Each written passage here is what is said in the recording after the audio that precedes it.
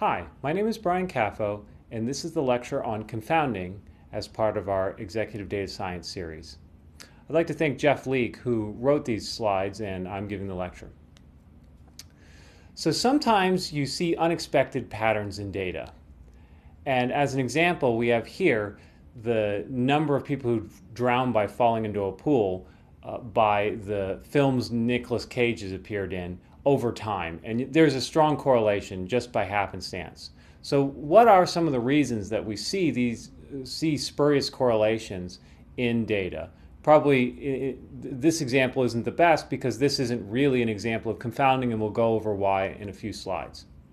But one potential reason we see associations that maybe don't make sense or are not real is because of the idea of confounding. And confounding is one of the central topics in statistics, and I would say it's one of the core reasons that observational data analysis is hard. Let's go through a simple example that Jeff concocted just to illustrate the principle of confounding. Here we see a picture of Jeff playing with his son Dexter, and he points out that he has big shoes and he's literate. He claims he's somewhat literate, but I've seen him read. He's literate. And Dexter has little tiny shoes and is not literate because he's a little kid. So imagine conducting a data analysis with some variables, and you see an association like that. Well, in this example, you might say, okay, well, is shoe size associated with literacy?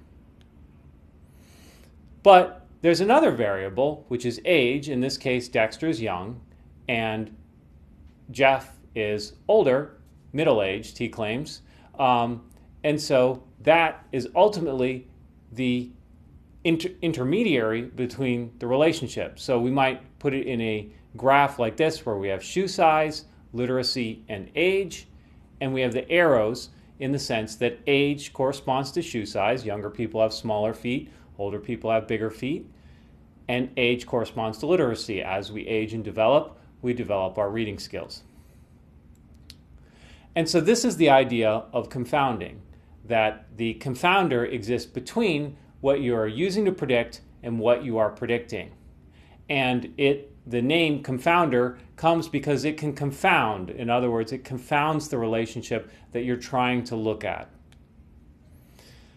So here's another funny example he came up with that came from the XKCD comic book, where sales correlate with geography, but so do lots of other things. And this is basically what this comic is illustrating, is that whenever you look at any of these heat maps, right, what you see are very consistent hot spots. And those hot spots tend to just be where most people live. And the comic says, pet peeve number 208, geographic profile maps, which are basically just population maps. In other words, whatever you're trying to study and geography is being confounded by the number of people that live in that area.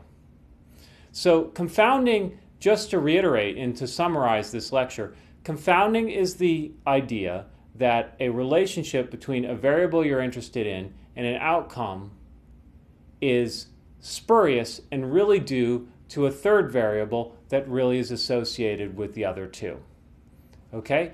And so it's very often the case that we find relationships in our data set and have to be able to navigate through things like confounding to figure out whether these associations are real or whether they're fake. And just to give you a sense, to foreshadow some later lectures, how do we deal with confounding? How do we address it? Well, the big way that we address it is through things like adjustment. In the first case, from the shoe size example, if we had a bunch of people and we had their shoe sizes, and we had a bunch of people and we had their reading levels, okay?